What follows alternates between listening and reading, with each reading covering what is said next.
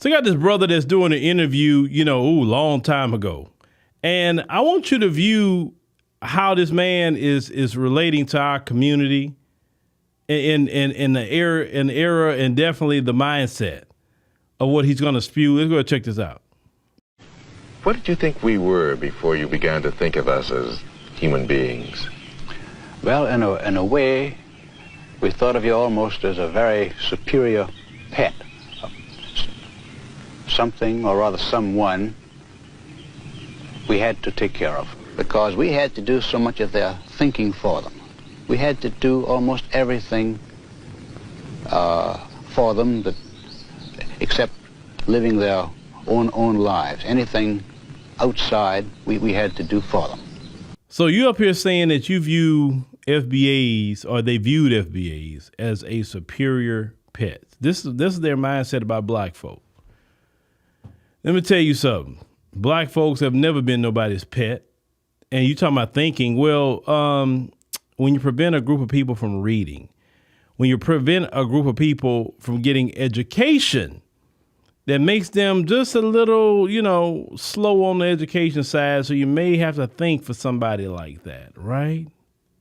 I'm just saying it's not really that hard to figure out. They'll sit up there and criminalize you reading and criminalize you getting education, and then go run around here talking about, I had to think for them. These people do things and they never take personal responsibility for anything they have ever done. And this is why they want to get rid of American history. See, they don't want people to see videos like that guy in their history. This is why they want to get rid of all the video, get rid of all the books. They don't want nobody to know about that guy and the things that he was saying. You understand? You know your history got to be so bad that you don't want nobody to know about it. You can't tell your whole story because you're ashamed of your story. All the atrocities happen to black people. We're not ashamed of our story, but you're ashamed of yours because maybe you shouldn't have. Well, not maybe. You shouldn't have been doing it. And if you wasn't doing the things you were doing, then you wouldn't have nothing for you to be ashamed of, right? This is some crazy work, boy. Some crazy work. But I will say this much, ladies and gentlemen. That mindset he has right now, that mindset still here in 2025, his same mindset. It ain't went nowhere in his community. But I mean, they can think whatever they want to think about us as black people. I don't care. That's farthest what I'm thinking about, what they thinking about me, what they think about the rest of FBAs. We ain't thinking about them. We can care less, to be honest with you. The only reason we talk about them is because they come in our mix, doing things they don't have no business. The anti-black racism, the systemic racism, right?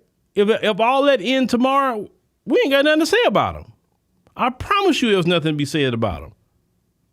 But like I told y'all before, they just have a weird and sick obsession with black folk. Weird and sick. Can't stay away. But this mindset this man has, that's the culture. And I'm gonna keep drilling that in your head. That is a culture for them. Because saying something is racism, that's like a one-off. That's like, oh, well, that guy's racist. No. When everybody in their bloodline is thinking like this, for the most part, there's a minority of them that don't think that way. But when the majority kind of think this way for sure, that's a culture at that point. It's a culture. Because those who don't think that way are ostracized and attacked. And they have lost their lives trying to speak up for black people. So you know that it is a culture at that point. It's a culture. But y'all think y'all gonna hide your history? You would never be able to hide it because we got the internet, we got AI. You can get rid of all the books you want in public school. People gonna find out about your history.